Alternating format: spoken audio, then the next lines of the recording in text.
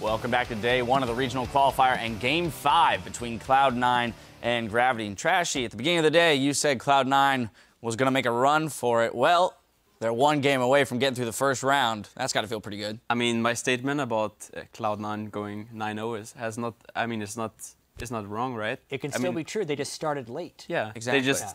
They just decided to play a Mumu twice. Right. You ignore the first 2 games, they win the next 9 in a row. Yeah, I still possible.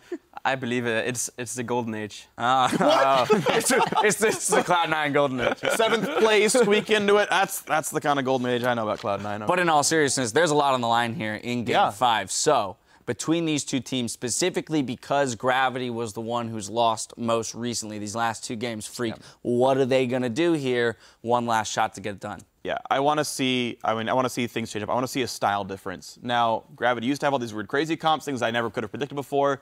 That's still a possibility. Maybe at some point that comes through. But I think when it comes down to it, they need a composition that just team fights well. Like, they won the first 2 games by having better team fighting compositions. When it broke apart, their team fights got worse. TF, not a good team fighter, doesn't have the same target selection as the rest of his team. I mean, like, literally, Oriana would have been, like, great that game. And they probably would have had the exact team fights they wanted to, crush the front line, blow up with barrels. I just want to see Gravity just pick 5 champs who go hit the front line and, you know, have Keen sit behind some tanks. And I think that's going to be just fine for them. Their early game is passable. Their team fighting's okay. Like, it was working before. I think as we move into game 5 as well, it's important to note that Gravity has not been a team that can stand up to pressure very well. They've lost every playoff series they've been involved in. They were up 2-0, even when they were supposed to be the #1 seed at the end of the regular season with the easiest schedule to close out the year. They kind of choked it away and finished in 4th. This team is got to kind of stand up to pressure better now than never if they actually want a chance at making it to Worlds, because Cloud9 has cleaned up a lot of their mistakes from the first 2 games, and it's kind of theirs to lose. Gravity's remained somewhat stagnant, and they have not shown a killer instinct whatsoever. Trashy, last-minute advice for your Cloud9 team here. I mean, I think Gravity probably needs some help more, but I think at this point, I think they should probably shy away from the Ashe. I feel like C9 has figured out with the double cleanse. Seems to work out well. Maybe put Eltic on a hyper carry. I mean, more hyper carry than Ashe, and then try to play around him and just kill the front line, as Freak said. I think that's the way they should look for it. Well, there you have it. We're going to send it over to our casters to see which team advances and which team's dream of playing at Worlds ends right here. Thank you very much, Dash. In an intense game, it will be all the way to 5 here. Both teams have been on the same side, so they know what they're getting themselves into through picks and bans. And Cloud9 is looking to repeat history here if they can go all the way, bring themselves back to Worlds. Gravity, after this, gets a little bit of revenge on Impulse if they can get this win, and I'm sure they want that from the tiebreaker and from last split. That's true. The spring split playoffs, Gravity got knocked out first round by Impulse, so if they win, they get to play them next round. A little bit of revenge on their mind, but both teams have to focus on this last game. They do. See if that Azir ban comes through as the last ban for Gravity here, because everything else is still stock, standard. And it's a Maokai ban here. So the Lulu gets put back in. There you go. The Azir is left up. All right. Because we usually say that Azir kind of sits above your top mid laners, and then you have your mid laner, and there's a little bit of a gap there. That's for everybody, really. So this is very interesting to see that go through. Incarnation can have quite a safe mid lane game. Yeah, it might be another victor here for Keen, though, which may be part of the bait, right? You make sure that Incarnation is not taking away your victor. He's on Azir, so you get it for yourself. And Gravity can go back to a different composition. Ooh, do it.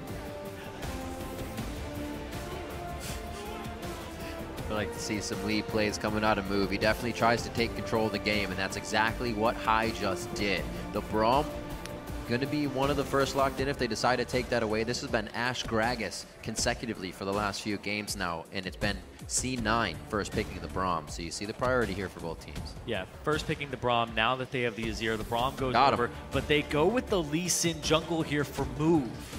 Puts a lot of pressure on his shoulders. Their shoulders are not pressure even, but has to work with the composition now. They know they're trying to get small picks depending on what they go with, and hopefully Move can facilitate a bit of that. Gragas ultimate's working out for him, so he's just going to kick it back in. Yeah, the last time we saw Move play Lee Sin, it was week 1 against TDK. And a victory for them. Since then, we have not seen him play Lee Sin a single time. It looks like when the going gets tough, He's going to lock in Lee Sin. That gives over Ashe to Sneaky. And the Janna, you were looking for that before. Yep. A little bit of protection there, but Janna is amazing in this composition so far with your core that you have. Yep. You have an Azir, well, keep them away from you. You have an Ashe, keep them away from you. Janna is perfect for this. This is disengaged composition here. If Cloud9 make it to objectives first, they keep you out of the pits. They hit you as you're trying to come in, and that's the dream here. But look at that. That is going to be a fizz for Hauntzer or Keen. Love how nonchalant that Gravity is taking this. You can see Bunny Fufu sliding back and forth between his chair and all text screen. Just kind of like, what do you want to pick? We're feeling pretty good here. We're in game 5. We got the endurance to do this. Let's keep our minds in a happy place as we enter into this grudge match here. Final picks for Cloud9. First Janna of the series coming through along with the first Azir to be played by Cloud9. As you said, they get the Ashe now. Gravity's going to be playing the Tristana, so really the AD carries swapping their champions. This is quite interesting too, because even though the AD carries have swapped champions, the Maokai's been banned and the Fizz has been taken away from Balls. Those are the two champions that Balls likes to flank your AD carry with. Does he have something else up his sleeve? Is he just going to go back to Gnar here and try to make plays like that? Because he doesn't have that same type of champion available to him. And it has to synergize with this core that is all about, okay, there you go, protection. Wow. Is the name of the game here. They go with the Shen. I remember back in the day, there's periods of time where Balls loves Shen and Balls just hates Shen. He's like, I don't feel like playing him. I guess it's one of those times where he's going to go back onto it, and it is going to be a great pickup for the team. We finally see that Elise coming back through, and it is going to be in the hands of Hai as he goes with another different jungle champion. Yeah, no Kha'Zix, no Shyvana, goes for the standard Elise here, and it's a champion that Hai's been practicing in solo queue a bunch. I was wondering if he was going to bring it out here today. Finally gets locked in for him, but this is a team that's all about picks and disengaging, walking backwards as we're dealing damage, and protection. So Cloud9, even though you are a kite backwards composition, you need to get forward and then start kiting back, because otherwise you're kiting nobody backwards. You have to make them come to you. 12 seconds on the clock. Just thinking about side selection in this. Gravity put themselves on a side where they have to ban Kalista the whole time. They've gone through this best of 5, banning 2 people out. We've seen this Malphite Ashe recently as well, that over in Korea. Not very easy for the Ashe if Hauntzer can get to where he needs to be. Well, is this going to be a Malphite top, or is it going to be a Keen AP Malphite mid? That's true. Fizz also flexed to the top lane. It's finally one of the first times within this series Gravity is kind of playing that mind game. Yeah, I assume it's going to be a Malphite top, though. And just to get into the backline, to get onto the Azir. This team wants to kite you backwards. Well, you can't really kite the unstoppable force. You have to outplay it in like one big burst. Keen, though, this Fizz matchup into the Azir is a pretty good matchup for Fizz. Once he gets to a point where Azir has to respect him around level 3 onward, you always have to watch out for the level 6. Fizz has so many tools to get in on him. So Keen putting himself on a pretty hard carry here to see how he can do on the Fizz versus now Incarnation's Azir. The crowd is ready. We've got some dancing going on here. Everybody's trying to stay that adrenaline pumping. You can see a sigh from Bubdub there, and now it will be the final time these two teams walk off, facing off against each other. The coaches can do no more as the picks and bans are over, and this series hinges on this next game. Hit us up on Twitter. Tweet at LOL Esports. Use the hashtag C9win or the hashtag GVWin and support your favorite team here coming into the North American Regionals. One is about to move on, and one about to have their world's hopes dashed here in the gauntlet. It's about to be game 5, ladies and gentlemen. Cloud9 versus Gravity. Cloud9 once again on blue, Gravity staying on red. Both teams have pretty much exhausted all strategies here coming into game 5. Let's see what they have to leave on the Rift. One team goes home, doesn't attend Worlds, and the other one moves on to the semifinals to play Impulse. Which of these two is it going to be? And you said everybody's throwing their stuff down. We talked about how these teams were basically playing the same thing when they won. Both teams across the board, this is a unique champion for them in the series. That's very true. Having to pull out all the stops here. Hopefully get under the skin of your opponent within that laning phase. Whatever team has been able to get the incremental, very small 1-2K gold lead has seemingly come up with the win in this series. Both teams being very calculated once they get that win and not putting themselves in a bad situation. Gravity, the deep wards once again, and they finally deter from just walking into the top side of the jungle here. And Bunny Fufu on your screen there, I believe he's the only repeat champion out of these 10 for anybody here. Had a Braum earlier in the series, but oh man, everybody just the throwing first their game. cards on the table saying, you know what, there's a strategy that we have to throw out there. We have to go back to what is working. The Azir freed up for Incarnation. They almost worked through picks and bans and then took like what would be in like a blind pick. Like, what do I want to play? You know what I mean? Gotcha. Getting the Lee Sin, the Malphite, the Fizz, things you really wouldn't see. It's just a lot of comfort that nobody's going to target. Rush is probably watching this series because he's the next round. Yeah. So he's either going to play against somebody who plays Lee Sin or somebody who plays Kha'Zix. Kha'Zix, Shyvana, Elise. But I mean, those are like his two champions, right? He's like, I love Lee Sin, Right, I love absolutely. Kha'Zix. One of these guys is going to have to face my own. So true. We actually haven't seen an Evelyn out of these guys, so really kind of doing their own thing in the jungle throughout the series. Now to start it again, the same start from Gravity we had last game, 4 towards the bot side as well, with High and crew, High and Ball starting on the top side of the jungle. No lane swap here. Nope. Going in level 2 to the top laner first, so you get the camp faster. Hand it all over to High. It's a good start for him, too. He'll barely take any damage from this because the Spiderlings will tank it, so. Nice having a Shen as well. Oh, yeah. Get that Vorpal Blade, get a little healing back. Never sucks. It's always good. Always good. Bit of CS for Incarnation in the mid lane as he tries to get to 2 a little bit faster, it seems. Bringing up those soldiers and clearing out minions. Oh. And sneaky in the bot lane. You see Lemonation hooked down to the brush a little too far. And that level 2 they get very nicely adds the damage over in favor of Gravity. Watch out for Keen here in the mid. Still, Incarnation pretty much does the same thing Gravity just did to Sneaky and Lemonation on the bot side. Gotta watch out. Incarnation's been having a good series for himself. For the games that he was falling behind. Ooh. That, Keen realizing definitely made a mistake there, falling down within soldier range. Oh, I thought the Then mistake was giving him Azir. This is true. This is absolutely true. I'm surprised to even see Azir in this best of 5 series get to anybody.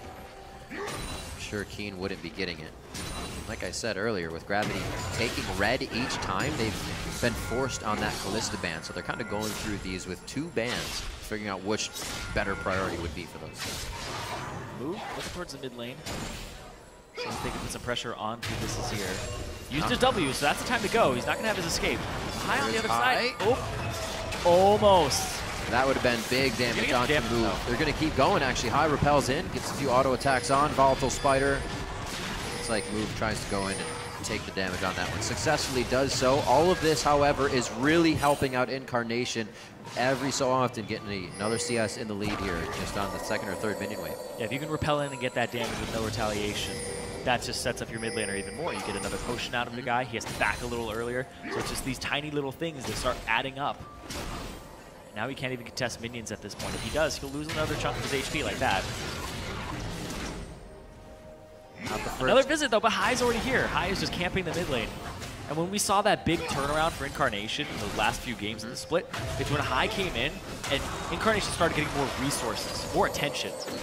Oh, the level 2 was 1 down here, but not anymore, it seems. Sneaky Lemonation fighting back, and to say, go on what you were just saying, when we saw that happen as well in the previous game, Bunny Fufu would have been roaming mid by now. He would have been giving pressure to Keen. Not something to have yet. So that roam for High to the mid lane is really putting Incarnation ahead right now. Or 29-17. Oh, what a, just going out. 2v2ing mid lane here. We have a new lane coming in here to game 5. I don't think High wants to leave as long as Move there, and there's really no reason. Soaking up experience on both sides. It's kind of been the theme of the season, of the series, though. Save for game 1. Move spent a lot of time bottom lane. Now he's been spending a lot of time mid lane, and they're adapting to that. High is just getting his counter gank on and getting some pressure onto Keen, trying to force him out of lane. Make sure Incarnation has a good game. Oh! Incarnation, I bet you the last 2 games, he's like, one of these days I'm going to run not a safety summoner spell. I'm going to get an Ignite kill. So close. Move actually could go down here. I don't even think the Q connected. That connected with a Spider, so he doesn't have much if he even wants to go back in. I think he just got the cripple down, and High was able to toy with them. So Keen's already been forced to back down in CS, and he only comes back with another Doran's Ring to pretty much sustain all of this beating that he's been taking so far. Incarnation with the Fiendish Codex. Very nice clip for him to be farming at. I'm a little surprised that he went for the Fiendish into another Doran's. And so he has no consumables up against the 2 potions and the 3 flask charges from Keen. So Keen has a little bit of pressure in his lane over time. You'll start to see that manifest itself. It's a good point. Incarnation can play it well if he doesn't get attacked, right? As long as you don't get hit. All the damage is going to stick. Sounds easy. Not as easy to make happen. Yep. Keen basically gets to throw his life pool at Incarnation and trade it over and over again and whittle him down. Not something you really consider. Like throw an ultimate out and then have move come in and be the finisher as well on that one. Oh man, that potion advantage. It's gonna get him. Look at that potion disrespect. Oh, bottom lane, however, is actually getting a very big lead along with Incarnation's mid lane. Sneaky and Elimination, even though they got hit out at level 2. Very nice lead there of 10 CS in the bot lane. Coming about. As well as Haunter from that top side. I don't think he's going to fall too far through. Move knew that it was going to be a little too scary there. They make their way out. Not a problem for him. Move able to now get himself in the face of High. This is something we saw High doing repeatedly for the past few games as Move was trying to gank lanes. Now he's back to a bit more invading. And the rookie of the split definitely has his work cut out for him against a veteran. Old school guy of the jungle. Seems to still have it right now from High side. Oh, gotta watch out though. Elimination off on the side. It is a Janna. Much less roam by Bunny Fufu this game. You can see Elimination and Cloud9 first off to it and really getting an advantage because of it. Pressure to the mid here. Don't think they should get too much damage on the turret. Maybe they do decide to stay. They just have such a good lead here in the mid lane. Up 22 CS already at almost 8 minutes. They're just putting so much into Incarnation here, and it's paying off. They have more information this game than they've really had any game. Move keeps showing himself mid. High has always been free to make moves off of that. In previous games, you'd see him instantly go for more cams. And this time, High is using all that info to shut down anything Gravity's doing. The lanes are doing perfect. Why not hang out in mid? Yeah, I talked about potion advantage. Keen doesn't get anything out of that. He's got nothing. He burned through all of them. Incarnation was scot-free with just a Doran's Ring. Ended up playing out perfectly for him. He took no damage in the time that he had just gone. Well, Cloud9 saw that he had some to share. If you have some to share, you bring a party. Yeah. Cloud9 just... He brought some for everyone. You bought potions for everyone, Keen? It does not look like Gravity is having any sort of advantage that they got in the early games of the series in games 1 and 2. Game 3 as well, the one they lost to Cloud9 first. They still had a bit of a lead towards that early part of the game, but only by a few hundred. This just looks like Move and Keen are getting dismantled. Absolutely. This early game. Talk about High being on a higher pressure early game jungler. Well, he's definitely performing this game. It shows in his CS as well. Pressure to champions instead of the minions. He'd be up maybe 5-10 CS at this point in the previous 2 games. Now he's actually below Move, but still making an impact. Incarnation as well. Yeah. Only member of the switch Cloud9. things up and adapt for the 5th game. Pretty great. It's true. Cloud9, Incarnation is the only member of the squad that hasn't been to Worlds. And he's pulling his weight in this series so far. It was questionable for the first few games. We saw what that pressure would do to him. But you are absolutely correct. Really pulling out strong. Again, I don't know why he has his ear in the 5th game. That's for sure. Very interesting leave up. Maybe Keen thought he had the counter of what was going to happen, or they just put more focus on. Chum the Waters does hit. There's the kickback they were looking for. Emperor's Divide completely disrupts Move, however. He can't get back in. High is there, no mana, but still staying in Spider form. Could finish it off. Flashes in with the red buff as well to keep Move in range. And High pushes Keen out. Plays around the board once again, but finally first blood. This duo, the synergy between Incarnation and High seems much higher than Move and Keen at the moment. They are just getting outplayed, out-pressured in the jungle. And all High has to do is throw volatile Spiderlings, poke them out. And Keen is getting poked out as well, just from Incarnation. High has been in the mid lane in just different capacities every time. Previously, he would walk in, help clear, you're good, you can back. This game, it's completely meant for ganks. They are definitely switching up the strategy throughout the series here. Ball's now in the top lane, doing very well, 94 to 83, and definitely going to be able to provide some tank in that fight as he gets a push with the Sunfire Cape on, or I should say Bomby Cinder right now. They're going to be able to get more pressure on top. Even with the pressure that Keen would be able to exert in a theoretical sense onto Incarnation's Azir, you still have Shen. You still have Shen Ultimate to back you up. This Fizz is going to have a miserable time, not just because he's behind, but because Shen stops you from 100 to 0-ing people. That's a really good point. I haven't even seen that be stopped yet. And then there's Janna too, just another shield on top of everything. going to be hard to stick to anything on the back line for Cloud9. Or I should say for Gravity on Cloud9. A little too far forward. That's going to be a Winter's proc. No, they don't get a final shot on.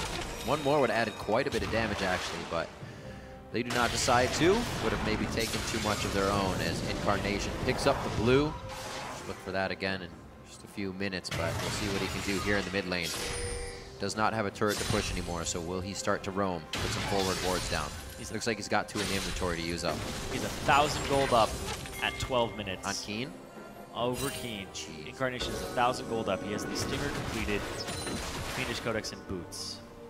Fiendish Codex didn't idle. And overall, they're 2.8 thousand gold up at 12 minutes. Cloud9 have a good foothold in this game at the moment. Yeah. Watch out, though. He doesn't have summoner spells. He does have ways out. Okay. And that's it. Move is just continuing to go mid lane over and over and over again. Ganking a Janna would be difficult. 30 CS down on Keen, which is another thing I was just thinking about is the Victor was completely passed up in this while still being open. Something that would have such an easy time clearing waves back at an Azir, but now he's forced to walk in and Trident and get lasered in the face. Yeah, that's usually the push and pull that we see is somebody picks Azir, the other person picks Victor for wave clear, and also they can also blow up an Azir mid-late game. The problem is the range disparity. Azir's range compared to all other mid laners, while still having defensive tools, is immense. If you even look at a Xerath, Xerath has no way to gap close away, or cap close away, create a gap. Have a move block away. Close that gap with further space. There you go.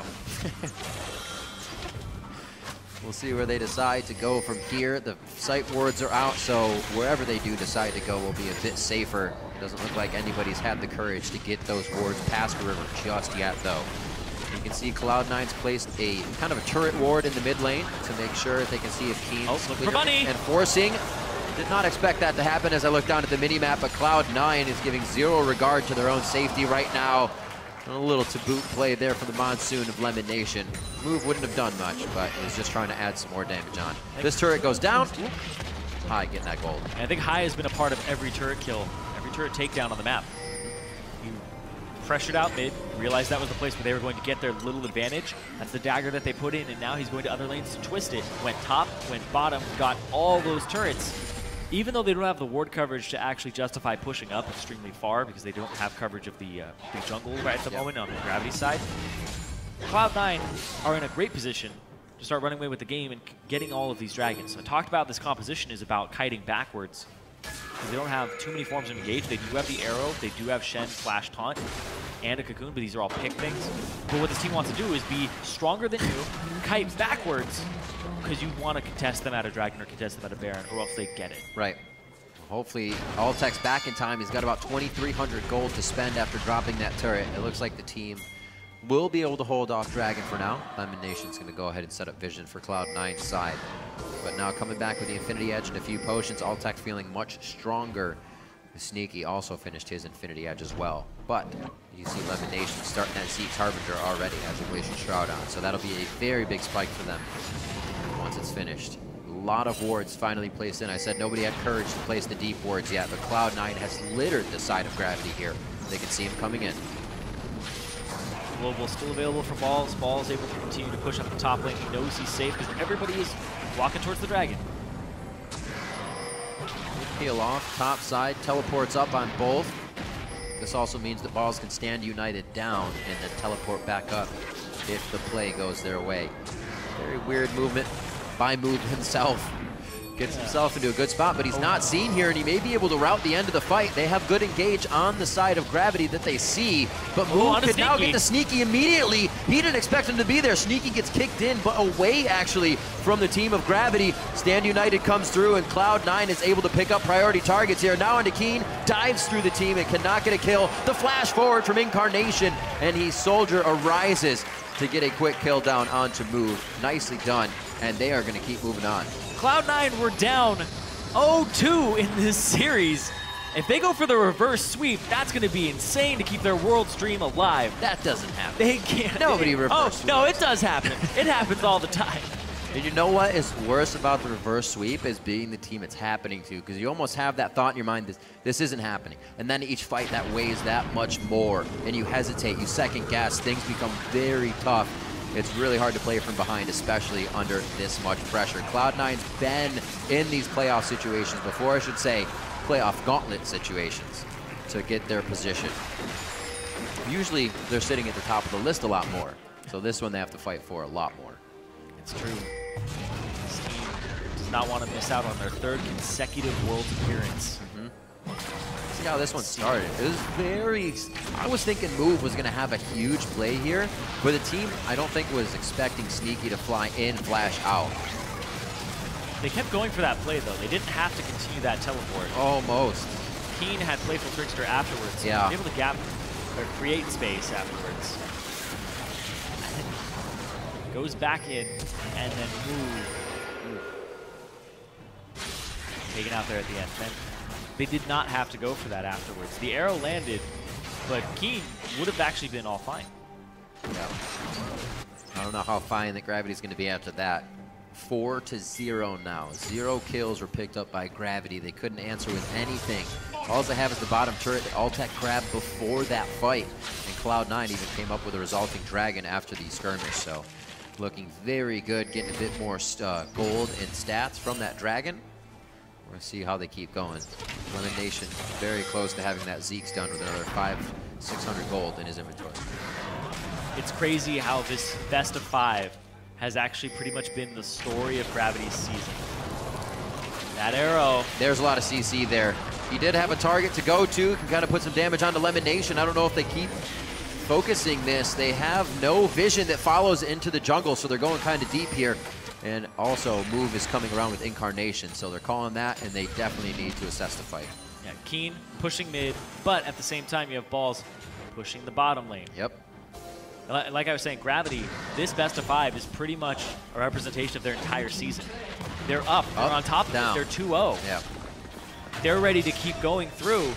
Hey, they're in first place in the regular split. And then things collapse. Right. Move, Keen, they don't seem on point. And then you see it there in these last few games. This game especially, Move has been exploited. Keen's pick in the mid lane not working out for him despite having counter pick. And they're punished for it. Definitely a bit of figuring out from Cloud9 as well. We saw Gravity run the same type of composition, which is kind of a telegraph, right? Yeah, the fights are going to be the same when you're fighting a Gnar. You got to go around the bar. But when you have a Gragas as well trying to displace you, you don't want to approach that. And you see Cloud9 over these last few games kind of just figure out the composition they're fighting against. And I guess Gravity this time said, we can't do that. We can't be read like an open book. Let's switch up a lot. And I think may have switched up too much at this point. These champions have worked for them before, but under such stress at Cloud9 with a 2-game lead, very tricky to kind of pull that out right now, get it to work. It's true, and they haven't been able to get any more turrets after those 2 with the Tristana from Altec. They're looking for more advantages or ways to get back in this game. They're down 5,000 gold at 20 minutes. Well, it makes it even harder when you reach turrets, right? Where's your wave clear, really? Keen can kind of drop on, sit on a wave, but that's it. That's pretty much C9's way of baiting out a fight. You see spawning on the left side. Nothing they have to go for, but could definitely put Gravity in a bad situation. Or even themselves. Yeah, there's a Wombo combo to be had by Gravity here still. We kind of talk about them almost being out of the game, but they're not. Still very much in it. They just have to kind of hit everything perfectly here. This is almost like what Cloud9 tried to do with the big Amumu ult stacked onto something, stacked onto something. All those things need to hit for Gravity to make it work. Get in there. There's a few. This could be the pickoffs that they need, but here's the Shen ultimate. They could actually go down here. Bunny Fufu, one more shot. Ball's able to get in with the Vorpal Blade and take him down. He's going to be tanky for a bit, but you don't have Incarnation. You don't have High for quite some time. Haunter and the rest of the team focusing very hard. Keen picks up a kill, but he's low and could be cleaned up here in the fight. High, 1v1 moves, 1v1 move right in front of the Raptor pit. That's Keen going down. We just saw how much resource it took for him to get a kill onto Balls, and now High keeps going with the team. This sounds just like the Baron call they had previously. Keep going up, keep going up. Now onto Haunter. They're going to take him down. There's no waves to be pushed here, so we'll see how Cloud9 cleans up after this. Cloud9 can get whatever they want right now. They have the TP available, but they don't have mana bars too high. They could actually still attempt the Baron with the Azir, but they're going to back off of it. It's too risky. Dangerous. It's still only 21 minutes in the game. Nobody really has as much armor, unless you get Balls in there with the TP. Oh man, Balls looks like he's going for the early Trinity Force as well. He wants that split push power. That'll definitely free them up on the side lanes. Yep. Give them a lot of pressure. Malphite can't stand up to that. Seeing how these kills panned out. See it one more time. This actually leaves Cloud9. Everybody's getting a few kills here. It's going to be some good cash for Gravity to pick up if they can get a nice fight up here. Yep, the arrow and then the exhaust coming down onto Altec saves Lemonation. They go on to Balls, they put a lot of resources into him, and nobody can really re-engage on the side of Cloud9 there. That was a great jump. Ends up getting Balls. And here's the part that I don't really understand. Move is already poked out of the fight. They start going towards the right side on bottom. Hauntzer looks like he's trying to peel for Incarnation. But because of that, it actually costs Keen and Hauntzer's lives. Should be all right. Just gotta let him go. Yeah. You just gotta back off. It's very hard though, especially in these intense moments. Tense and intense. Make a split decision, and sometimes it just does not go your way. 7 of those have gone the way of Cloud9 so far, 22.5 minutes into the game, as well as the laning phase. Balls taking down Hauntzer there, already looking at a 20-25 CS lead. About a 30 CS lead and more for Incarnation in the mid lane, his best of the series so far. And Sneaky has kept himself strong on that Ashe after playing Trist after Trist game. Both AD carries have actually swapped each other's champions this game, and Altec is not finding the same results on Tristana. Can't get those Ashe arrows in the team has been relying on for engages. Yeah, you saw the bottom lane being back and forth. He was trying to get explosive charges to find some type of advantage. Right. Elimination's shield constantly. And this is not a Janna that was going to roam very frequently, but it kept Bunny Fufu in lane, which was the objective of this bottom lane. Stop Bunny Fufu from roaming and just make it a 2-on-2 skirmish mid lane over and over again, because they kept winning it. Incarnation created his own advantage over Keen just by outplaying him and poking him over and over again. And you can see that manifests in the Nashor's Tooth and the Rylai's Interceptor already completed for Incarnation. 2 minutes ago as well, after that fight in the top lane that we saw extend, Lemonation finished the Zeeks, so that's even bigger now for Sneaky. We saw that a lot for Altec, but it wasn't built up for Altec when he had Ashe. Sneak is being used a lot differently here in the composition of Cloud9. But still to air though. It's true. You never want to give that up. 24 minutes and a 6,000 gold lead is what Cloud9 is looking at. As we said, gold leads have not been given up this game if they reach past that certain point of pretty much just 1,000. And this is the biggest one we've had throughout the series. Keen trying to put down forward wards and keep the team in the game. Hopefully they can get a pick onto somebody here. They still have a composition that can work like that. Yeah, they can still get the picks off. This may be one. Looking for him. Gets up Sneaky. Hey. Oh, nice flash. Oh no, the Shen! That's gonna be the last bit of damage. Keen again using all resources to try and get a kill, and he is completely thwarted by the quick fingers of Balls, and Sneaky calling for the help. Talking about it earlier, it is a nightmare for Shen, or for Fizz, for Fizz, when you have to go to against a Shen and a Janna, and they both showed up. Oh, that's just a nightmare. Was that a taunt? Did he taunt out so he actually got shot? He was trying to go for a jump taunt. From the side. Everything worked out in his favor anyways. Here comes Incarnation. They should be able to drop Bunny Fufu. Altec says, thank you, Valiant Sir, for allowing me to get out safely. And Cloud9 is the one to start getting picks, even though Gravity was moving their wards forward. Unfortunate. Yeah, you can't 100-0 somebody at any point on the map as this Fizz, and you saw right there the global down from Balls, and then he globals back up to the top lane for another kill. This Shen working out majorly well for them. Move though, off on the side. That's that global if he presence steals they this wanted. Baron, it gets Gravity back in the game, but they are doing a great Still job. have Chum the Waters on Keen. It could be disruptive coming in from the right. Oh, you're not going to be able to smite too much if you're not at the Baron pit. Kicked out, back over Emperor's Divide. Hauntzer is trying to do a little bit to help out his teammates. A very big I think I can situation from Gravity. They think they can keep fighting. Are they correct though? Altec with great shots on the outside as High tries to gun down for him, and he forces Altec over the wall. That means the DPS cannot follow through still. And again, well cordoned off and fought by Cloud9 in a tight spot. Baron to Cloud9, 12-1 in kills. They are on match point to move on to the semifinals, get one step closer for their 3rd consecutive appearance at Worlds. Cloud9 are in the driver's seat, 10K gold up right now. Arrow on to Altec, he That's flinched too gonna early! be the kill. That's all. Yeah, the Cocoon actually hit Bunny Fufu. I wasn't sure at first due to the overlap of the champions, but he does go down. It's still a resulting kill, and Altec actually hasn't left from the first engage that he was saved from by Bunny Fufu. That was Bunny Fufu coming up again to die, saving him. Unfortunate here. Cloud9 is making everything work, fortunately, in their favor. Cloud9 Incarnation, it all started with this Catalyst in the mid lane, and now everybody is grouping up around him. And you can see he keeps him off on the side. He gets right here, and then he sections this off perfectly.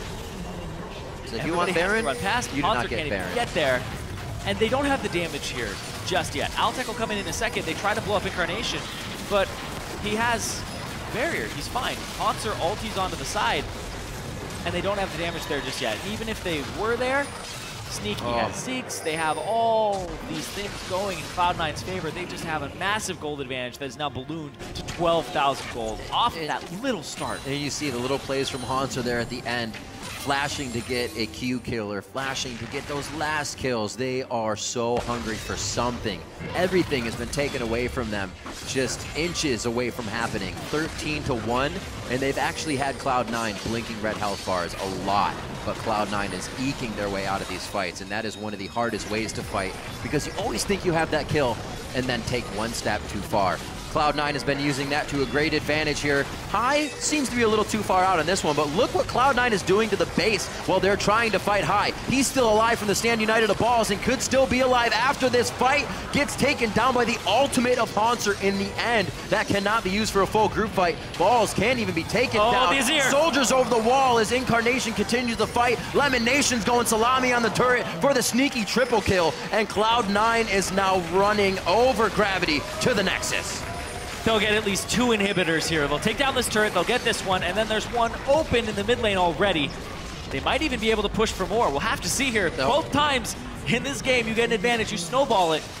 People have just taken the Nexus flat out, but they're going to get 2 inhibs, and they're going to back off. What a crazy series of games, Irene. Still super fast as well. When the team has a lead, they're doing something with it. We've had just over 30 average, or 30-plus average mid-games. Ridiculous, especially for Gauntlet to come in here where you're seeing both teams are kind of playing to not lose. These guys are just going at it. This fight started off, they all jump onto him, but once again, you can't blow him up. Shen comes through, he repels. Keen doesn't even have the damage because he's behind. Arrow block by Bunny was nice, but at the same time, he's still stunned, and Move gets chunked out by Incarnation, and the fact that Zeeks was on at that moment. It takes them so long just to take down one of the Cloud9 members at this point. Oh yeah, they just don't have the damage output. Right. This is a 2-threat composition. It is all Keen and it is all Altec. And Keen is 1 and 5. Imagine if you had a Chaos Storm and a Victor Laser to throw through that choke right there. That would have been painful. But we can all imagine and dream. It's okay. Why do you do this to us, Riv? It could have been so good. He's down 75 CS in the mid lane. It just was not Keen's game. And you know what? Pulse went over the wall. High and Incarnation made sure that was happening. Yeah, he's really tanky. Just look how tanky he is. Takes about every ultimate / skill in the reels coming out from Gravity, and they're still able to take him down. A double kill coming in for Sneaky. That's a kill already for Incarnation on the fight as High picks one up for himself. Everybody's getting their hands in this one. They're going to go for game. Haunter is going to be back in the mid lane. He's not going to be able to help this one. Cloud9 looks to be going for the win here. Push themselves on to face Impulse as well in the gauntlet, and they are able to come back from the 2-0, or I should say 0-2 that Gravity put them in, to go 3-2 versus Gravity in the first gauntlet game of the North American Summer Split. Cloud9 are moving on to take on Impulse. All split long, people have been asking, are Cloud9 back? It's a different Cloud9, and now, in the regional qualifier, we are seeing glimpses of Cloud9, and they are almost completely back to form here. Sighs of happiness from Cloud9, and they had to be earned after the first few games. It was looking very, very grim. The picks to come out, and the shots to be called, really bringing them to victory here. That Kazakhs game in the mid lane, Azir for the 5th game. Still unsure how that got through. Yeah. But it got through, and you could see that guy wasn't there all game. And you saw how dominant the game was when Azir was in the game. Yeah, Azir is just so hard to handle, and all mid laners are practicing him. Absolutely. Incarnation, there was a reason that was banned the first 4 games, and that they first pick it when it's left up. No hesitation on that pick as well. Nope, they said have the Braum, take it. We wanted that as long as that wasn't up. The bans switched as well. A bit of the Lulu switching over. Didn't see the Elise till the last series. Cloud9 was kind of pulling out their new strategy and saying, we may not have more, we may not, but they did. They still had picks that they could go for. That was one of those situations where you look at Gravity's pick and ban, you look at Gravity in the game, and you have to sit there and go, it looks like they outfought themselves. That they were fighting themselves in the champions, like saying, okay, you know, we need to ban something else. It's not working out. Let's just drop the Azir, when the Azir ban was really working for them. And then in the game, you saw it all throughout the laning phase, that Azir was something you should not have let through. Nope. Actually, let's see how all of that impacted Azir as well. Let's bring up this 15-minute mid-lane replay. This is really where the game kind of opened up for Cloud9. They were pretty much able to take the fight after this. And you'll see right here on your screen, High setting up. They were getting ready to clear something, but just push up into Gravity after this. Yeah, the arrow onto Keen. He still had Playful Trickster, and then he uses it immediately afterwards. You see him flop away, and then it's like, oh, we are actually fighting. Hauntzer ulties the backline onto Sneaky, but then they immediately turn onto him, and Incarnation pushes people into the wall, making sure that they get off of Sneaky. And look at Sneaky's position now. How did he get there? He got all the way to the left side. He's completely out of harm's way. They pick him up, and then Incarnation playing the backline perfectly. When we were seeing him play Azir earlier in the split, he was not setting up fights appropriately. He was not having his soldiers up. And in these fights, it was definitely showing a mastery of that champion. Looking at the Gravity composition again, you look at it and you're like, this is going to be great. Malphite jumps in. You have Fizz to jump in as well. When the fight gets too chaotic for the other team, Tristana can jump in and keep picking up kills.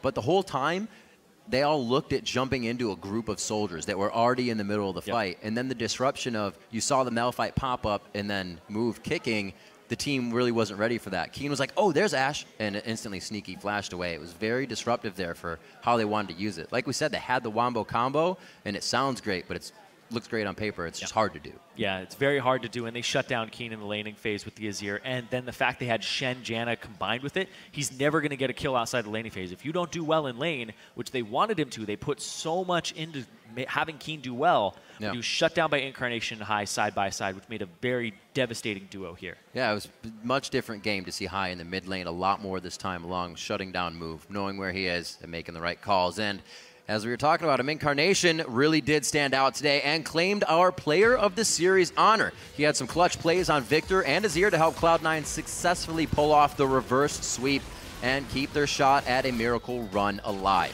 It could still be Cloud9 wins, Cloud 9-0 from here on out. The first 2 games, maybe they were washed like Trashy was saying, but Incarnation's performance in all 5 of these games was actually spot on. You saw those last 2 games, the Orianna, the Victor, and the Azir here for him in those last 3 games. Yeah.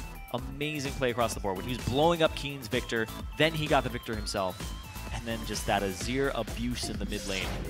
This guy has definitely stepped up his game, and we hearing Jat talk about it, and we were hearing myself, I guess, talk about it at the start of the day, where this guy, he had a really rough start to the season. He was not the guy that everybody thought he was going to be coming straight out of solo queue.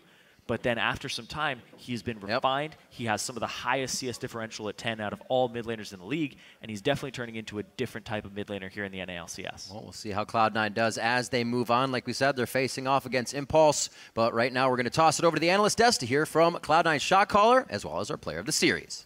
That's right, Riv. I am here with High and Incarnation. Gentlemen, congratulations, first of all, on a hard-fought 3-2 reverse sweep victory. So High, coming to you right off the bat. This is the first step in a long road here down the gauntlet. How does it feel to come away with the win?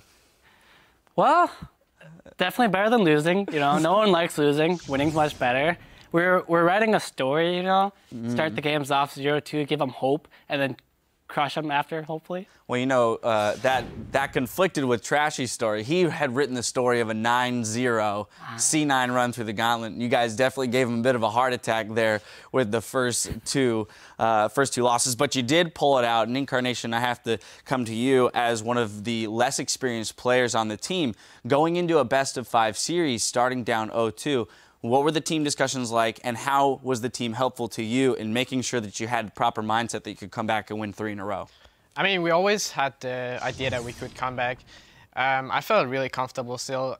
We were just playing some different team comps than usual, the first 2. And then we went back to a more like comfort picks, and it just went much smoother from then on. Give me some insight into that. You guys did run some very interesting compositions. You had quite a few champions that we don't normally see out on the LCS stage. Was this all just from success in scrims, or essentially, what's the impetus in the team for you branching out to these champions?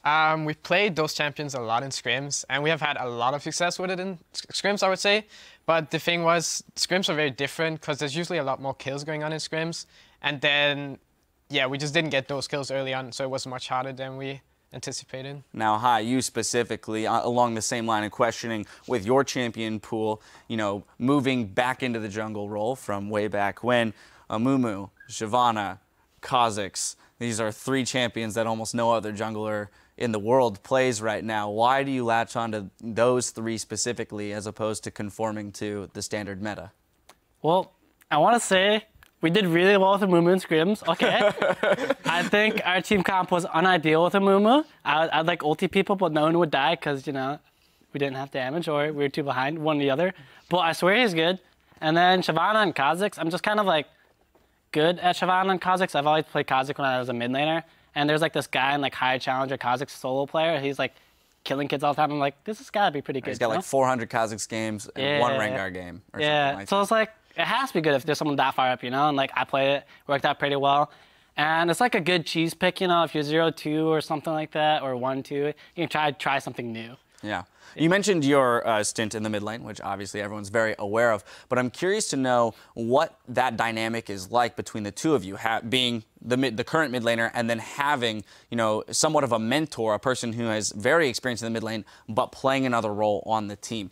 Has that, you know, helped you grow tremendously, this split? Yeah, I would say it helps me a lot having Hai as a jungler, because he used to be a mid laner, so he knows like what I need and how to help me in certain situations. So it definitely makes it a lot easier for me to play. I mean, it definitely shows, as you are or were made aware while you're getting mic'd up, that you were awarded Player of the Series. I have to imagine, too, that now if we look forward to the next best-of-5 series, that gives you a lot of confidence as an individual going into matchups against Gate and following with Phoenix. Yeah, I'm not really afraid of playing against anyone. So, but yeah, it definitely helps that we won, and it's just, yeah. Well, yeah, it does. It always helps that you win. That's at least what gets you to the next game. That's for sure. Now, something that we were touching on, you know, earlier in the day is the fact that the Gauntlet is a new format, High, where you're going to have to play multiple best-of-5 series in a row, and you did have to play the full 5 games today. Somewhat stressful. What about the fatigue factor? Do you feel like it's ever going to come into play, or is the adrenaline going to be enough to carry you through? Well, previously our team was better, so we could just, you know, get into Worlds right away from first or second. So I think it's a good thing for us that we're in the Gauntlet. It allows us to build as a team and basically learn how to play a best-of-5, since we haven't had the opportunity to do that yet with the current roster. And if we can't beat Team Liquid and Tip, like, I don't even want to go to Worlds anyway, because like I would just go there and get smacked. So like if we can't beat these teams, then there's no reason we should be at Worlds. So I want to like prove that our team is good and prove that we deserve to be there. And what better way than that to do 3 best-of-5s in a row? So can't argue with that logic. Now, specifically looking at the next 2 best-of-5s, Incarnation, you have had the opportunity after watching the playoffs to see both of these teams play a fair number of games. Do you feel like the team is equipped with enough information that you can go into these series and know exactly what weaknesses to attack? Yeah, I definitely feel like we will be prepared for these games. We had a tough game today, but I'm pretty sure it can't be much harder than it was today. Maybe I'm wrong, but I think we'll do fine.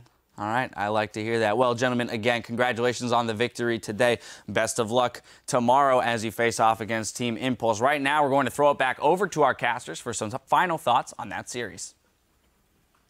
Thank you very much, Dash, and congratulations once again on the win to High and Incarnation. A fantastic played game, and Incarnation very sure of himself there. Not really afraid of anybody, ready to face off and feel that they can do better. And I'm always hesitant to hear, not hesitant, but always kind of wary when I hear people say they're not afraid of anybody, because sometimes that means you get under your skin as a player, and you kind of you need to be afraid of yourself because you're very hard on yourself, not about other people.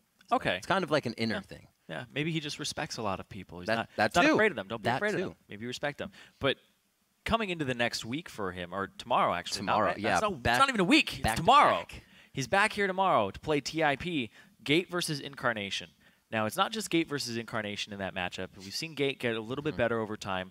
We'll see how these guys match up against each other, considering it's both their first splits in the LCS. Yep. But High alongside Incarnation with Rush alongside Gate. We saw the High Incarnation work out today in the mid lane, punishing Keen very heavily, even though Move was there. So they were definitely beating them on that 2-on-2.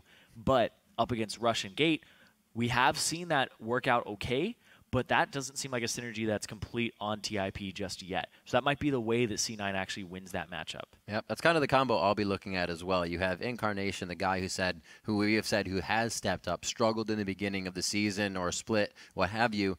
It's kind of the same story for Rush. He was having trouble with lane swaps when he first came in, and then has now grown to this part. So you have those two new guys, like you said, with the combo. High is going to be for Incarnation, as well as the other side. So it's just going to be absolutely amazing, and I think a volatile mid lane, as we saw in Game 5. Oh yeah, volatile mid lane. Jungler attention is definitely going to be around there at the start, but there is always that top lane matchup you got to watch out for. What's Impact going to be able to do here? And is Ball's going to make another name for himself and get back into that top mid laner slot? It's going to be amazing. That's what we're saying. It's going to be a good game. Make sure you're here tomorrow. Cloud9 versus Impulse. Yes, I almost said Impact. Impulse. Well, they are versus Impact. That's right. Let's send it out to our analyst desk to close out our first day of coverage. Thank you, gentlemen. I got the crew back on the desk to close out the day here. A 3-2 reverse sweep for Cloud9. Trashy. It deviated slightly from your original script, but it came together by the end. How does it? You've got to feel good. Yeah, I mean, I knew I was right from the beginning. Just full confidence. Dane's Full just confidence. playing together. I mean, obviously, when you go into a matchup like this, there's one Dane on one of the teams, and there's no Danes on the other team. Simple math. So, I mean, it's obvious who's going to win. Is that how the regular season is for enemy? Okay. It's two Danes. It's two opposites, not making. I hear You can't We overload. were just a bit unlucky. In all seriousness, though, let's get some final thoughts on this series, particularly for Cloud9 as they're going to continue moving forward. Freak, let's start with you. Okay, so Cloud9 moving forward. Honestly, that was such a dramatic pause. Well, you can't do that to us. I mean, I'm honestly very not convinced by this series. It felt like Gravity really fell apart by the end. They won Game 3 by Keaton getting caught. They won Game 4 by the comp making no sense. They won Game 5 by Gravity's comp not really making any sense either. C9 did well in Champs League at the very end of the series. They're playing pretty solid. Trash hates Amumu. High swears by it. Maybe it's bad. Maybe it's good. He swears it's good. He swears it's good. I mean, think we it's were good seeing too, glimmers of hope, in but some instances. yeah, I think C9 shot themselves in the foot a little bit the first two games, and they played much more normal the next three. I like that High's bringing out crazy stuff, and it's working for him. His Shyvana was ban-worthy. I agree, right? Like the Kha'Zix was okay. Yeah, full damage Kha'Zix being normal. Okay, it was okay. Like whatever. I don't know. C9 seems like the C9 we saw at the end of the split. They're pretty good. They're a roughly playoff level team. But like 3-2 over Gravity is not exactly like the biggest praise. And even as High was saying right here, if they can't beat Impulse and Team Liquid, they don't feel like they deserve to go to Worlds. And it's because it's actually a significant step up when you're playing against those two teams versus this series that we saw right here. Even the third place match at Madison Square Garden, even though Team Liquid won 3-1, Team Impulse had some really strong plays within that series. And there's going to be some picks that Cloud9 is going to have to be ready for. Soraka is a big one. That could be a ban they don't have access to unless they have strategies against it. Yeah, I think that's a very accurate. And I also want to bring up another point about Impulse, is that I don't think High will have the same amount of time to just ramp up his farm against the likes of Rush. I'm pretty sure Rush will just force something and pressure the map, so High has to do something on the other side, or react to what Rush is doing. So it's going to be a whole different series. But I mean, I called the 9-0. So yeah, I mean, so they got to win 3 in a row now. Yeah, now he's got to follow through. Yeah. I find this one interesting thing is there's one severe mismatch for each team. I think like Balls and Sneaky and Lemon match up pretty close against Impact and Apollo and Adrian. But Rush is way better than High at jungling, and Incarnation is really aggressive and way better at mid lane than Gate. And those are going to be 2 matches that I think are automatically tipped very heavily, and I'm very curious to see how they play out in the match. All right. Do you have a feeling as to which of those mismatches will come out the greater? I really think Rush is going to like destroy the game. Like Gate managed to like survive pretty damn well against Phoenix and Co. Whereas Rush like was routinely getting early game leads, and I don't know if C9 can come back from that. After all, he is our regular season MVP. So that is a tall order for High moving into the next one. Let's pull up our playoff bracket to see who is standing in between Cloud9 and the World Championship. Today, Cloud9 successfully vanquished Gravity and now advanced to face Team Impulse in tomorrow's best of 5. The winner of that series will move on to face off against our 3rd place squad, Team Liquid. We'll be bringing you that coverage immediately following the European coverage of Rocat versus Origin. That all starts tomorrow at 8 a.m. Pacific Daylight, 5 p.m. Central European Summertime. Of course, before we wrap up our day 1 coverage, we want to check back in on Twitter and the Golden Age relics that you've been sharing over on Twitter in honor of our new champions, CLG. We start with @CrashBrash84, who puts it pretty succinctly. I waited for this for over 2 years. Yeah, they probably waited a pretty long time in line to get that picture as well. Oh my goodness. Those lines were they just went forever. Yeah. I actually never made it because we were lucky enough to go down and also interact with people, and I never made it to the back of the line. So I don't know how far it actually went. It was a little ridiculous. And Burkhart CJ has uncovered the secret to CLG's power. The bigger the fro, the higher they'll go. True. Yeah, I mean, it's his playoff haircut. I think he said he might not cut it until after Worlds. Until they wonder lose a series if he sticks to that because Afro is only going to become more powerful. I'm not gonna lie, a piece of me is I'm a little jelly. I wish I could do something. Just keep growing your hair. You know what's amazing is it came out of nowhere. It requires more hair. I mean, it came out of his scalp. What? So I mean, thank you, Freak. Dash, I don't know how much you know until about today, I was unaware of how this ended up on top of my head. You actually just have a toupee. It's just you glue it on every morning. Don't give people that misconception. All right, one of our favorite those submissions came from @DotSwap, whose CLG Jinx skin will have a lot of people cheering for them at Worlds. And I mean, the only thing I have to say about this is that it is pretty sweet. I'd play that skin. I would absolutely play that skin. Mm-hmm. It makes you wonder, Matt, Matcom is an artist who has gotten a few of his skins into our game. Yeah. I know he's been pretty vocal about if he wants to design the CLG skin. If CLG were to clinch the finals at Worlds, that he would be pretty adamant about having a hand in designing those skins, and I would love to see him. I'd want to see him troll his team, and it's Zion Spartan, Maokai, you get Sejuani over there in the jungle, you get some Sivir for double. If you just give everyone their least favorite champions and say, here you go, guys, there's your victorious skins. You would, Freak. I would want to see them get trolled. That would be exactly what I like to see. Would want. Alrighty, well, we want to extend a special thanks to our guest analyst Trashy for sharing his expertise and teaching Freak how to swear in Danish. That's not true. Wait, I did that? Yeah, he didn't. See, you're just lying now. You lied too. I don't know. Who can play this game? What did I lie about? About my hair, my toupee. Oh, you're right. It happened a minute ago. Come on. All right, I might have lied about that. That's enough. We're starting to go delirious. So for myself, the casters, and the entire live broadcast crew, thank you for watching, and we'll see you tomorrow.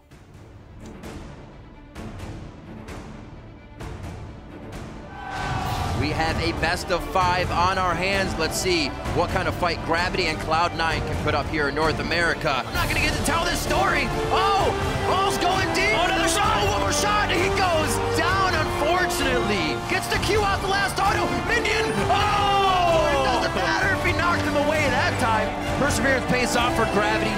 Karma. Slowly. I stop Trace. Trace and no W. Yo, I'm here. Can you Trace? Trace. Nice.